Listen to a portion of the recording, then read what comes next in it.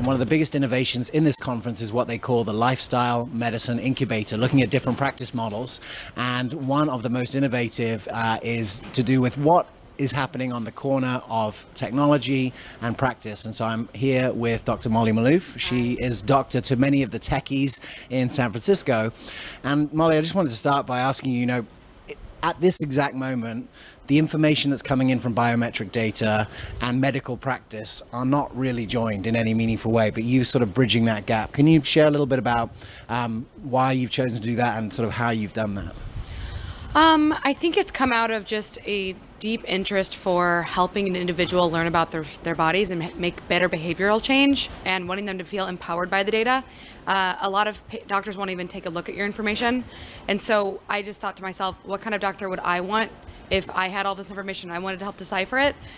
So I started using it in my practice. But I also learned that there's a lot of data in medical practice that isn't being used for lifestyle. Something like continuous glucose monitoring or heart rate variability is measured in some cases in healthcare, but it's not being applied to lifestyle medicine.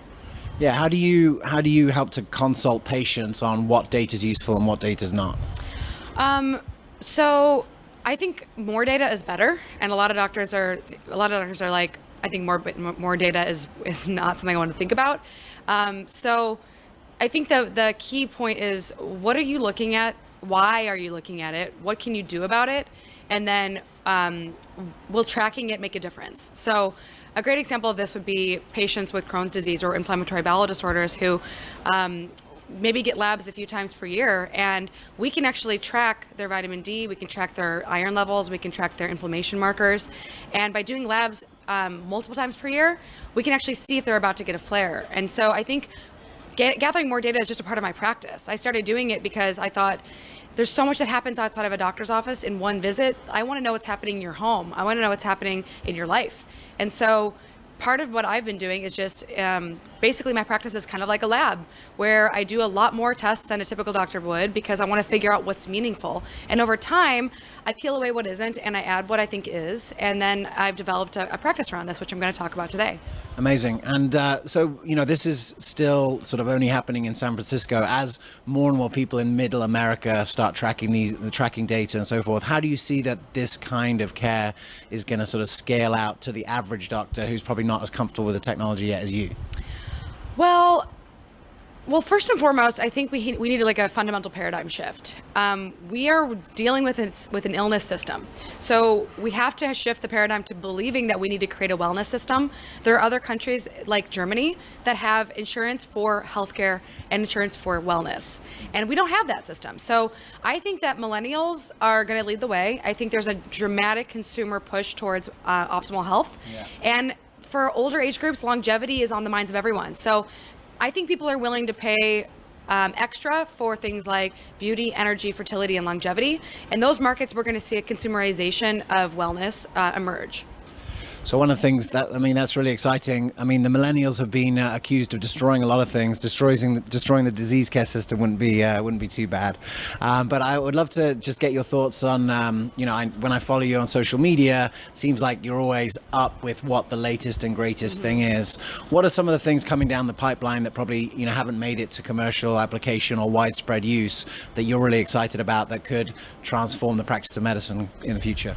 So fundamentally, I think that a lot of what medicine is today is a system of disease coding and treating with drugs and surgery. Now, that's a very limited toolbox of tools that you can use to make a person healthier.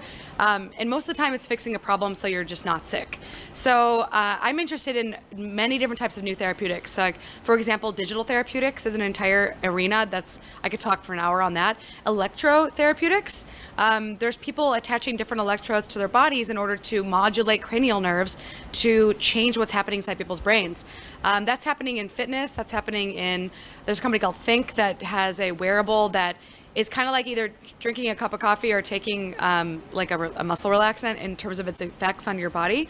I also just found out about yesterday that there's a company that claims to be able to change your hypothalamic weight set point by wearing a wearable on your head that activates a vestibular nerve. Now, I don't know if that works for real, but if that does, that would be game changing.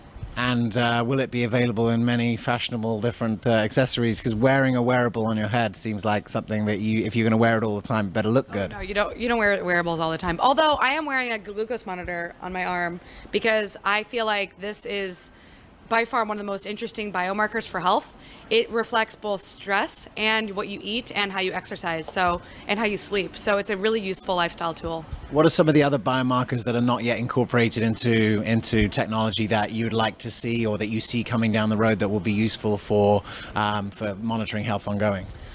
I mean, a lot of people have never had their genetics tested, and a lot of people are afraid of getting their genetics tested. And I think that more data is actually very powerful, because you should be orienting your preventive care plan around what you're predisposed for.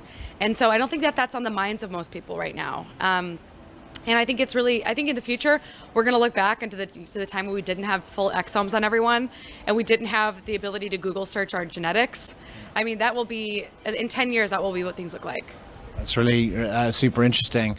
And, one of the themes that I see in sort of commerce generally is like, the new world is going to eat the old world. Gary Vaynerchuk says that the whole time. And I see in medicine that there's definitely possible. I mean, in what other time, in what other space can you really create, hopefully, a new model that makes the existing model obsolete? So I think the way to make the existing model obsolete is to actually get consumers and individuals and patients actually caring about changing their health. Because right now the system is about, you get into the system because you're broken and someone's going to fix me.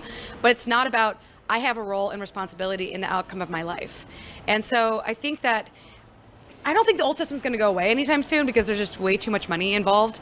But I do think that we need to build a system on top of it that is about keeping people healthy, that is about keeping people out of the hospital, that is about saving dollars, that is about investing in your health, rather than putting money into an insurance policy that you don't get to see until you actually break. So I think a lot of younger people are starting to put money into HSAs, and they're starting to use the HSA money for things to optimize their health. Like I do rolfing. It's a type of massage therapy, and that's paid by my HSA. So I'm doing things with my healthcare money that I think are an investment in my long-term future. Do you think that kind of model is going to be suitable for the masses? I'm hoping that with technology, things will get cheaper. So what we've seen with Moore's Law is that, what used to be an incredibly expensive computer is now affordable by everyone. So I'm thinking that will probably be the case. There is no reason why laboratory tests have to be as expensive as they are. They are marked up hundreds of percentage points by companies. And I believe that someone's going to come along and create a lab testing company that is going to be at cost, and someone's going to be building apps on top of that data. And that's what's actually going to be valuable, is the interpretation, not just the number. Yeah, absolutely. Well, look, you got a glimpse into the future here. We're here at the Molly Maloof suite at the W Hotel, and it's been a great session. Molly's session was really powerful here at the PLMI, and we'll have more copy for you there. But thanks so much for being part of the Functional Forum. Really pleasure to have you here.